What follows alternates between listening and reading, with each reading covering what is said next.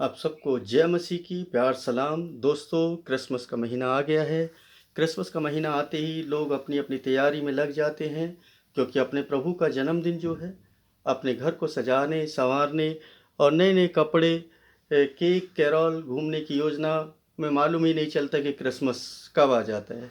यीशु का जन्म पृथ्वी की सबसे अद्भुत घटना है, जिसमें परमेश्वर, स्वर्गदूत, भविष्यवक्ता, तारे, पृथ्वी, पशु, मनुष्य, राजा, ज्योतिषी, खगोल शास्त्री आदि सब इस अद्भुत घटना के गवाह बने और संसार को एक मसीहा परमेश्वर के द्वारा दिया गया।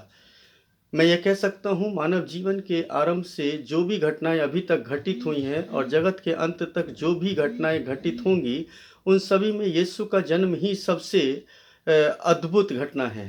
आज हम ज्योतिषों के विषय में समझने का प्रयास करेंगे, जिनके बारे में हम केवल इतना ही जानते हैं कि तीन ज्योतिषी बालक यीशु को दंडवत करने को आए थे, जिनका जिक्र हम अपने क्रिसमस के गीतों में भी करते हैं। यरूशलेम में ज्योतिषियों का आगमन, पूर्व दिशा से कई ज्योतिषियों यरूशलेम में आए थे। इन सभी को उस समय बुद्धिमान या ज्ञानी कहा जाता था, जो प्राचीन ग्रीक में मगोई कहलाते थे। इन बुद्धिमान ज्योतिषी लोगों के बारे में गलत धारणाएं और कथाएं भी प्रचारित हैं। वे राजा नहीं बल्कि बुद्धिमान ज्ञानी पुरुष थे, जिनका अर्थ यह है कि वे खगोल विज्ञानी, वे केवल तीन ज्योतिषी नहीं थे, लेकिन शायद ऐसा लगता है कि वे किसी संगठन के रूप में थे। उस समय की घटनाओं का सही आकलन करें तो ऐसा लगता है कि वे यीशु के जन्म की रात को नहीं आए थे, शायद कई महीनों बाद पहुंचे होंगे। इसके लिए हम बाइबल के इन पदों को से समझ सकते हैं। मत्ती 2:11 में हमें बताया गया है, तीन ज्योतिषी मजूसी उस घर में आए थे जहां यूसुफ और मरियम रह रहे थे। मत्ती 2:9 और उसके 11 पद में उस समय जब यीशु से मिलते हैं, तब यीशु एक छोटा बालक था, न कि छोटा शिशु था। हेरोदेस ने ज्योतिषों से तारे का ठीक ठीक समय पूछा, जब उन्होंने पहली बार तारा देखा था। इस जानकारी के ही आधार पर हेरोदेस ने बाद में बेतलहम में पैदा हुए बच्चों की हत्या कर दी, जिनकी उम्र 2 साल से कम थी। इससे मालूम चलता है कि यीशु नवजात शिशु नहीं था। ज्योतिषों का आगमन अचानक हुई घटना नहीं थी। इसका कुछ तो महत्व था, नहीं तो उसका वर्णन नहीं किया जाता। हम लोग प्रभु यीशु मसीह के जन्म के विषय में आज हम पढ़ेंगे कि परमेश्वर किस तरीके से ज्योतिषियों को अगुवाई देता है और वो ज्योतिषियों का क्या महत्व है, और इस तरीके से हम अपने इस प्रभु के जन्म के विषय में और अधिक जानने का प्रयास करेंगे। मत्ती के दूसरे अध्याय में ज्योतिषियों का वर्णन बहुत साधारण मिलता है, बहुत ही साधारण सा, कि ज्ञानी पुरुष पूर्व देश से एक तारे के पीछे पीछे चले आए थे, जहां पर हमें एक यह नहीं बताया गया है कि कितने ज्योतिषी थे, किंतु बाइबल यह भी नहीं बताती कि 3 ज्योतिषी थे। मेरा मानना ऐसा है कि 3 ज्योतिषियों वाला विचार जो है इस तरह आया होगा, क्योंकि वहाँ पर 3 प्रकार की भेंटें चढ़ाई गई बालक यीशु को, सोना, मुर और लोबान। किंतु मेरा ही नहीं, अनेक धर्मशास्त्र के विद्वानों का यह मानना है कि 3 से अधिक ज्योतिषी हो सकते हैं। उनके अनुसार 3 ज्योतिषों से राजा हेरोदेस इतना चिंतित और भयभीत कभी भी नहीं होता। ये ज्योतिषी बेबीलोन से आए थे। दानियल नबी की पुस्तक के अंदर हम पढ़ते हैं 2:27 में ज्योतिषी और विद्वान पुरुषों का वर्णन किया गया है, क्योंकि बेबीलोन निवासी तारों की गणना करना जानते थे, जिसको हम ज्योतिष गणना भी कहते हैं। आज के आधुनिक युग में खगोल शास्त्र कहते हैं। इस ज्ञान के विद्वान बेबीलोन में पाए जाते थे। दानियल नबी एक जवान लड़का ही था तब, वो ज्योतिषियों की शिक्षा ले रहा था और शिक्षा का प्रशिक्षण वो कंटिन्यू ले रहा था। आगे जाकर के हम देखते हैं कि बुढ़ापे की अवस्था में दानियल विद्वानों का, उन ज्योतिषियों का मुखिया बना। जब मसीह का जन्म हुआ तब भी अनेक विद्वान पुरुष बेबीलोनिया में पाए जाते थे। उनके पास दानियल नबी की लिखी हुई पुस्तक थी। जब उन्होंने दानियल नबी की पुस्तक 9:24 से 26 को अध्ययन किया, तब विद्वान ने यहूदियों के मसीहा के बारे में जाना, और जिस साल 70 सप्ताह पूरे हुए थे, मसीहा के बारे में विचार करना शुरू किया कि वो कोई पैदा होगा। आकाश में अचानक से एक तारा दिखता है, जिससे वह देख करके वो अद्भुत तारा है। उन्होंने ये विश्वास किया कि यह स्वर्ग से परमेश्वर द्वारा दिया गया चिन्ह है कि मसीहा जो यहूदियों का राजा है वह आ चुका है। उस तारे को देख करके ज्योतिषी लोग जो है यरूशलेम की यात्रा के लिए निकल पड़े, भेंट भी लेकर गए। जब वे यरूशलेम पहुँचे तब उन्होंने शास्त्रियों से भेंट कर मसीह के जन्म के विषय में पूछा, और शास्त्रियों ने उन्हें मीका नबी की पुस्तक से पढ़ कर के बताया कि मसीह का जन्म बेतलेहम के आसपास होना चाहिए, जो कि यरूशलेम से थोड़ी ही दूरी पर था। इससे यह प्रतीत होता है, यह मालूम चलता है कि वो लोग दानियल और मीका नबी की पुस्तकों को पढ़ते थे, अध्ययन करते थे। तब तारा एक बार फिर से पुनः प्रकट हुआ और वहाँ ठहर गया जहाँ छोटा बालक था। मत्ती 2 में हम इसको देख सकते हैं। हम सभी जानते हैं कि वह तारा एक स्वर्गिक तारा था, क्योंकि वह चल रहा था। परमेश्वर उस तारे के माध्यम से बालक यीशु के पास ले जाने में उनकी अगुवाई कर रहा था। और हम मत्ती 2:11 में पढ़ते, उस घर में पहुंचकर उस बालक को उसकी माता मरियम के साथ देखा और मुंह के बल गिर करके उसे प्रणाम किया और अपना अपना थैला खोलकर उसे सोना, लोबान और गंधरस की भेंटें चढ़ाईं। ज्योतिषी घर में आए थे, न कि वो चरनी में आए थे। बाइबल कहती है जब वे घर में आए, परंतु आप सोच सकते हैं कि क्या मसीह का जन्म चरनी में नहीं हुआ था? जी हाँ, बिल्कुल है ना, मसीह का जन्म चरनी में हुआ। जैसे कि लूका रचित सुसमाचार के अंदर हम पढ़ते हैं, वह अपना पहलौठा पुत्र जनी और उसे कपड़े में लपेट कर चरनी में रखा, क्योंकि उनके लिए सराय में जगह ही नहीं थी, इसलिए चरनी में ही पैदा हुए। लेकिन बुद्धिमान पुरुष, जो ज्ञानी पुरुष हैं, जो ज्योतिषी थे, गौशाले में नहीं आए और नहीं बालक यीशु को चरनी में पाया, वे घर में आए थे। यानी हम बाइबल को पढ़ते हैं मत्ती 2:11 में, ज्योतिषी जिस समय चरवाहे थे उस समय नहीं आए। चरवाहों ने बालक यीशु को जानवरों की गौशाला में पाया था, कपड़े में लिपटा, चरनी में एक जानवर की चारा खाने वाली खोर में अंदर लेटा हुआ था। यीशु के जन्म के तुरंत बाद स्वर्गदूत के कहे अनुसार ही चरवाहे वहां पर पहुंचे थे। किंतु बुद्धिमान पुरुष ज्योतिषी देर से भेंट करने पहुंचे। वे तब पहुंचे जब मरियम और यूसुफ बालक यीशु को लेकर के छोटे से घर में आ जा चुके थे, क्योंकि उस समय सारे घर छोटे ही हुआ करते थे, बड़े घर नहीं होते थे। बाइबल के अध्ययन अनुसार अगर हम एक देखें कि शायद वे बालक यीशु के जन्म के कई महीनों के बाद पहुंचे थे और उसके लिए उपहार भेंट किए थे। आपको मालूम हो कि उन ज्योतिषियों ने मसीह के जन्म के समय वह तारा देखा, तभी उन्होंने निर्णय कर लिया था कि वे मसीहा के दर्शन को जाएंगे, और तब उन्होंने यीशु के पास पहुंचने में कई महीने लगाए। यह सत्य है भी जुड़ा हुआ है कि शायद यीशु का खतना होकर पंडुकी या एक जोड़ा जो मंदिर में कबूतरों का चढ़ा दिया गया था, लूका 2:24 में पढ़ते। यह भी सत्य है कि यूसुफ और मरियम बहुत गरीब थे, इसलिए मेमना नहीं चढ़ा सकते थे। अगर ज्योतिषी पहले आ चुके होते कीमती भेंटें लेकर, तो शायद बालक यीशु के माता पिता मेमना बलि चढ़ाते। इन घटनाओं से भी हम ये प्रतीत होता है कि ज्योतिषी बालक यीशु के जन्म के कई महीने के बाद पहुंचे होंगे। यह तारा जो है एक नोवा तारा कहलाता है, एक स्वर्गिक तारा। जैसा कि मेरियम बेस्ट डिक्शनरी में हम पढ़ते हैं, वह तारा एकाएक अपनी ज्योति बढ़ा देता है और कुछ महीने में इसकी रोशनी मध्यम पड़ जाती है, यानी कि छुप जाता है। और उन्होंने उस तारे को पूर्व में देखा था। शायद उसके कुछ समय बाद यह तारा गायब हो गया होगा। जब यरूशलेम में ज्योतिषी पहुंचे तो वह तारा फिर से प्रकट हुआ और उन्होंने फिर से इस तारे को देखा। वे आनंद मनाने लगे। मत्ती 2:10 में हम इसको पढ़ते हैं। इसलिए वह तारा हमेशा निकलने वाला तारा नहीं था, दिखने वाला तारा नहीं था।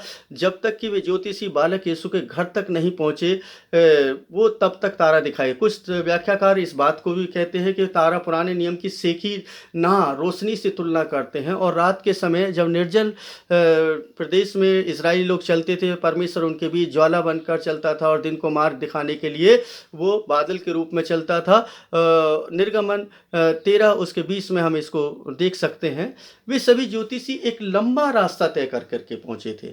उन्होंने बहुत कष्ट झेले होंगे, रास्ते में आने वाली कठिनाइयों का सामना भी किया होगा, ताकि बेतलेहम के उस घर में यीशु के दर्शन कर सके। हम में से प्रत्येक विश्वासी को ज्योतिषियों के द्वारा उठाए गए कष्ट व कठिनाइयों से सीख लेनी चाहिए कि यीशु के दर्शन करने के लिए उन्होंने यह सब परिश्रम किया।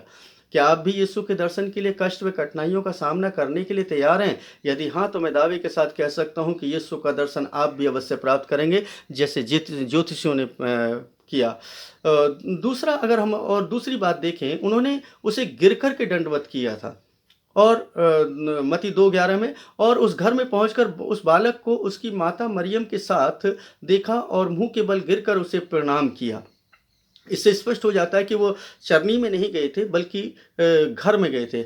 आज भी कुछ विश्वासी अविश्वासी कहलाए जाने वाले ज्ञानी मानते हैं कि इस तरह की गिरकर यीशु को दंडवत करने का तरीका जो है वो गलत है। उनका ऐसा कहना हमें सिर्फ परमेश्वर को ही दंडवत करना चाहिए, इस बात को प्रकट करता है कि वे शायद बाइबल से अनभिज्ञ अनजान हैं, जो ये बताती है कि प्रभु यीशु परमेश्वर का ही अवतार है, वो स्वरूप है उसका। परमेश्वर मनुष्य रूप धारण करके इस धरती पर आए। प्रेरित यूहन्ना के द्वारा यीशु के विषय में पहले अध्याय में वचन कहा गया है, और उसके 1 के 14 पद में लिखा है, वचन देहधारी हुआ और अनुग्रह सच्चाई से परिपूर्ण था, और हमारे बीच में डेरा किया, और हमने उसकी ऐसी महिमा देखी जैसे पिता के इकलौते की महिमा। ये बात ध्यान करना चाहिए। ज्योतिषियों ने छोटे बालक को अपनी माँ मरियम के साथ देखा और उसे दंडवत किया था। मत्ती 2 उसके 11 में हम पढ़ सकते हैं। जब चेलों ने जीवित मसीह को गलील में देखा था, तो हमें बताया गया है, और वे उसको दंडवत करके बड़े आनंद से यरूशलेम को लौट गए। यानी कि वहाँ पर मत्ती 28:17, लूका 24:52 में हम पढ़ सकते हैं कि वहाँ पर दंडवत किया है। आओ हम भी इस क्रिसमस के अवसर पर, चलो आओ हम भी इस क्रिसमस के अवसर उसकी आराधना करें, क्योंकि वह एकमात्र ही आराधना के योग्य है, और प्रतिज्ञा लें हम पूरे वर्ष हम उसकी आराधना करते रहेंगे। ज्योतिषियों ने यीशु को उपहार में कुछ भेंटें भी दी, और उस घर में पहुंचकर उस बालक को उसकी माता मरियम के साथ देखा। यानी घर में पहुंचे और मुंह के बल गिर करके उनको प्रणाम किया, और अपना अपना थैला खोलकर उसे सोना और लोबान और गंधरस की भेंटें चढ़ाई। 2:11 में है ना, मत्ती 2:11 में हम पढ़ ही रहे हैं। ज्योतिषियों ने अपने खजाने खोले और यीशु को उपहार चढ़ाए।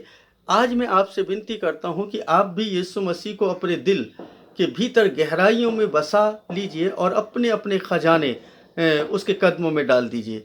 उसे अपनी भेंट पर अपनी सबसे पसंदीदा भेंट चढ़ाइए। आनंद मनाइए कि वह आपके जीवन में मुश्किलों से छुटकारा देने के लिए नीचे नम्र बन करके उतर आया है। ज्योतिषियों ने दंडवत किया और यीशु को उन्होंने सोना, मुर, लोबान भेंट चढ़ाए। यही वे सबसे अधिक कीमती उपहार थे। उनके पास में इससे ज़्यादा कीमती कोई उपहार नहीं। सबसे उत्तम उपहार जो ज्योतिषियों के पास थे वो यही थे। सोना एक राजा को सम्मान देने के लिए है। मुर एक सबसे महंगी खुशबू थी। मुर वही सुगंधित मसाला था जो यहूदी लोग मरे हुए व्यक्ति के शव पर गाड़ने के समय लेप के लिए लगाते थे। यूहन्ना 19:39 में हम देखते हैं कि निकोदेमस अपने साथ मुर लाया था ताकि यीशु के शव पर लगा सके। उस समय जैसी यहूदियों की प्रथा थी। और जो आगे हम देखते हैं कि धूप जो है वो एक ऐसी वस्तु है जो कि हम उसको धूप जो है सुगंधित वो वस्तु है जिसको हम सुगंध के रूप में देख सकते हैं कि है ना, वो परमेश्वर को सुगंध देने के लिए, परमेश्वर को महिमा देने के लिए। तो अजीजों, यहाँ पर हम एक बात को ना अवश्य आपके समक्ष रखना चाहेंगे कि मत्ती के द्वारा, लूका के द्वारा आप जो यीशु मसीह के जन्म के विषय में जो भी कुछ पढ़ते हैं, जो भी कुछ सुनते हैं, जो भी कुछ आपने अभी तक सीखा है, उसमें एक बात स्पष्ट निकल कर के आती है, और वो ये कि ज्योतिषियों का जिक्र बाइबल के अंदर एक जगह नहीं, अनेकों जगह है। और ज्योतिषी के विषय में बता दूं कि ज्योतिषियों का मतलब ये नहीं है कि वो जो दूसरे तरीके से है ना ज्योतिषी कार्य करते हैं आज हमारे भारतवर्ष में, उस तरीके के ज्योतिषी नहीं थे। वो तारों की गणना करने वाले ज्योतिषी थे। जो अगर हम उत्पत्ति की पुस्तक में पढ़ते हैं तो वहाँ पर देखते हैं, यशायाह की पुस्तक पढ़ते हैं तो वहाँ पर देखते हैं, अगर प्रकाशित वाक्य को पढ़ते हैं तो वहाँ पर भी देखते हैं।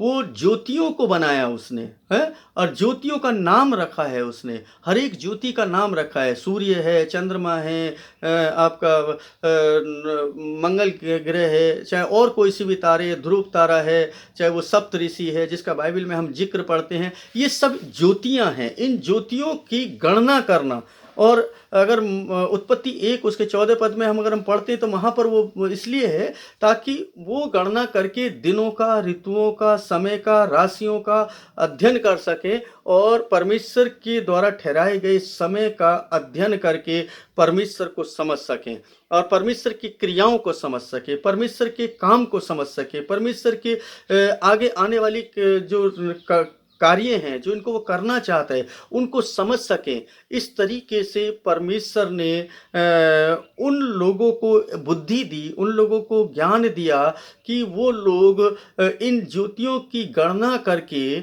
उनसे दिन, समय, ऋतु ये सब है ना जांच सकें, पढ़ सकें और उनका हिसाब किताब लगा सकें। और अगर है ना वो सही नहीं है तो परमेश्वर यीशु मसीह के जन्म के समय कभी भी ज्योतिषियों के द्वारा इस तरीके का इंडिकेशन नहीं देते।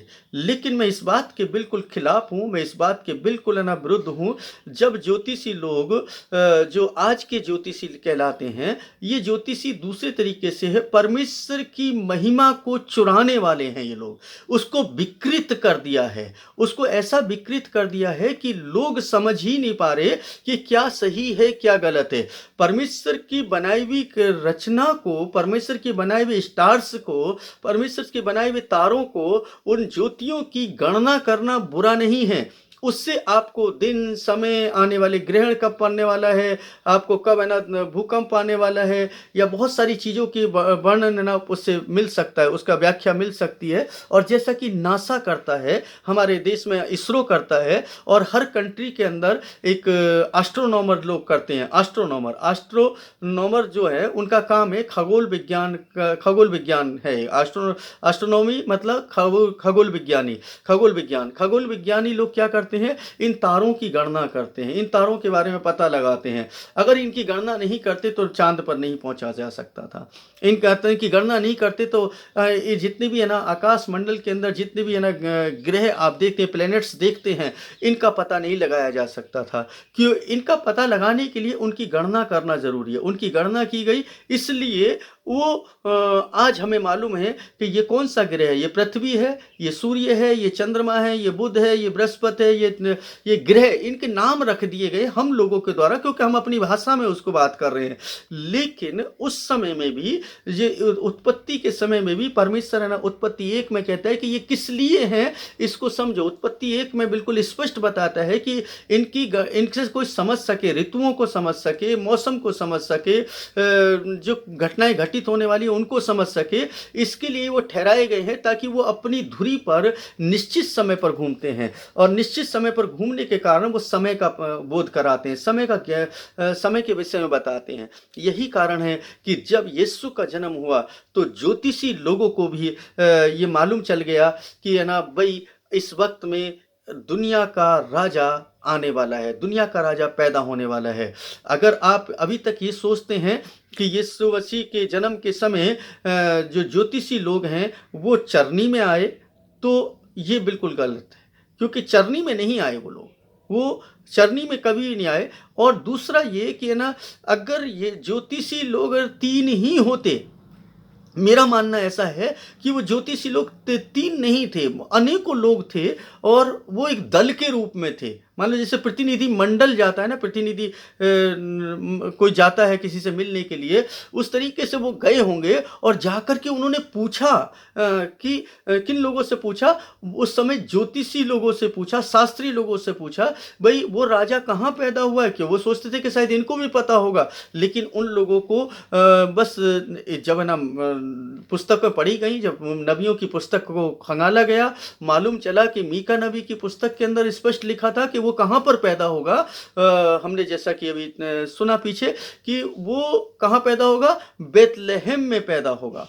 अब बेतलेहम में पैदा होगा, इसका मतलब उन्होंने पहले से उस पुस्तक को पढ़ रखा था। उन लोगों ने भी पढ़ा, उन लोगों ने भी पढ़ा। अगर हम दानियल नबी की बात करते हैं तो दानियल नबी जो हैं वो परमेश्वर के द्वारा ठहराए गए थे, इसीलिए परमेश्वर ने उनको बचपन से एक मार्ग पर चलने के लिए ना प्रेरित किया ताकि उस ज्योतिष के को मतलब उस गणना को, उस तारों की गणना करना उसको आ जाए, क्योंकि आने वाले समय में परमेश्वर उनके द्वारा अपनी अपनी महिमा को प्रकट करने वाला था, और उस महिमा को प्रकट करने से पहले उसको तैयार करना था। और इसलिए वो एक ज्योतिषी वो जो ज्ञान है, वो विद्वानों का, जो जिनको वाइस मैन बोला गया है, ज्योतिषियों को वाइस मैन कहा गया है, तो उन ज्ञानी पुरुषों की जो शिक्षा है, उनकी जो है ना ज्ञान है, उसको अर्जित कर ले। क्योंकि अगर मान लीजिए उसको नहीं आता, अगर वो ज्योतियों की गणना करना नहीं जानता,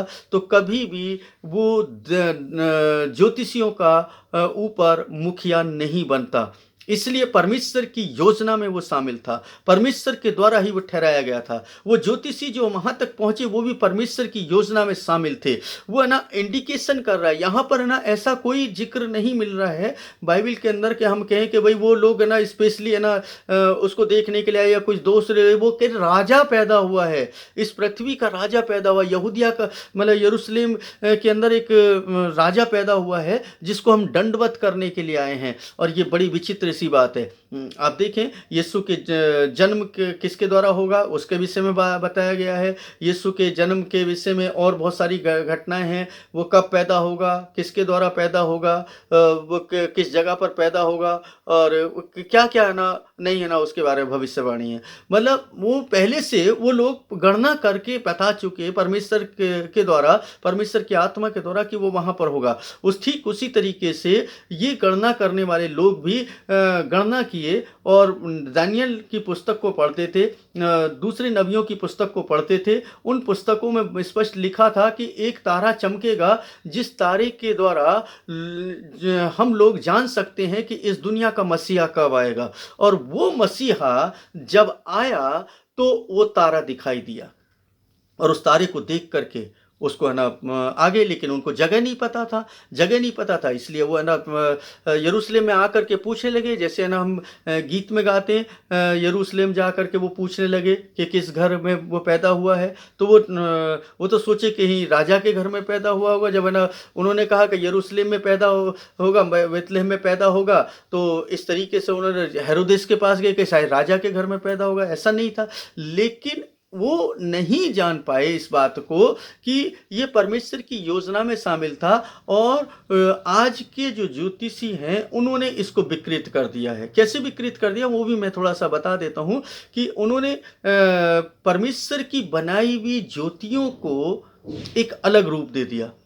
अब शनि है तो उसके है ना काला सा है, उसकी एक आकृति बना दी है, उसके दो सींग हैं, बिल्कुल भयानक सा दिखता है। सूरज है तो उसको है ना लालिमा दिखा दिया, उसकी भी आंख दिखाई दे दी है। चंद्रमा है तो उसका भी है ना वो दिखा दिया है। बृहस्पति ग्रह है तो उसका भी, ये प्लेनेट्स हैं, ये ना एक जगह है जैसे हमारी पृथ्वी है, सेम वही उसी तरीके से है। और सेम नहीं मतलब उनकी अलग अलग है ना प्रकृति है वहाँ की, वो गर्म है, ठंडे हैं, गैसें हैं, मतलब सब कुछ है ना अलग अलग है। सारे ग्रह का अलग अलग सिस्टम है, और अलग अलग ना उनकी तासीर है, उसके तहत ना वो कार्य करते हैं। और जब जब ये सारे के सारे एक चक्र में घूमते हैं, और घूम करके ना वो दिशाओं को बताते हैं, वो समय को बताते हैं, वो आपका ऋतुओं को बताते हैं। इनके घूमने से ही ऋतु बदलती हैं, इनके घूमने से ही समय बदलता है। तभी हम है ना 24 घंटे देख पाते हैं, हम 1 मिनट का समय देख पाते हैं, 1 सेकंड का समय देख पाते हैं। और उसी तरीके से ये कैलेंडर्स भी तैयार होते हैं। तो इन सब के विषय में एक ही बात कहना है कि नंबर 1 तो ये कि है ना ज्योतिषी लोग गौशाले में नहीं आए थे, ज्योतिषी लोग घर में आए थे, और यीशु मसीह के जन्म के कई महीने के बाद पहुंचे। ये है ना बाइबल को अगर अध्ययन करेंगे तो हमें मालूम चल जाएगा। क्योंकि पूरब देश से एक रात को 12 बजे जब है ना रात के समय में वो चमक रहा है, तो वो तुरंत नहीं पहुंच गए, क्योंकि वहां पर हम देखते हैं क्योंकि अगले दिन ही वो वहां से अपनी गणना करके नाम लिखवा करके निकल गए थे।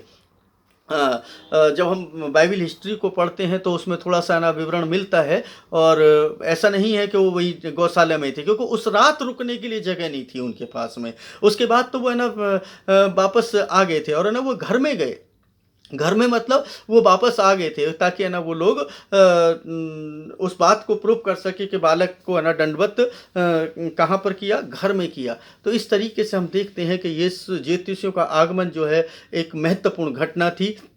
आज के ज्योतिषियों के जैसे नहीं थे।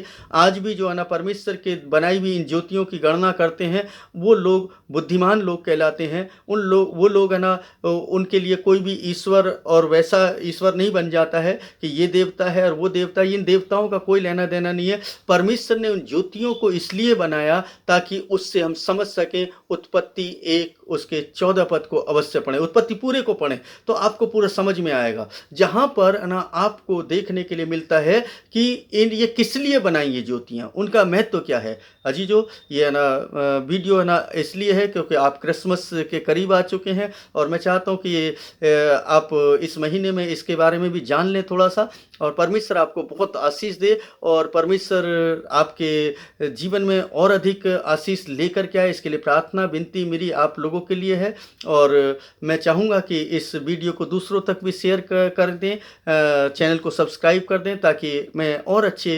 वीडियो आप लोगों के लिए दे सकूं और अच्छी शिक्षाप्रद वीडियो को बना सकूं। और मैं परमेश्वर की सेवा में समर्पित हूं। मेरा जो है ना उद्देश्य है वो है किसी भी रीति से हर व्यक्ति परमेश्वर की महिमा करने के योग्य बन जाए और परमेश्वर की महिमा करने पाए। अपने नाम के लिए नहीं बल्कि परमेश्वर के नाम के लिए जिंदा रहे और परमेश्वर के नाम के लिए ही वो काम करे। परमेश्वर आप सभी को आशीष दे। जय मसीह की। आमीन।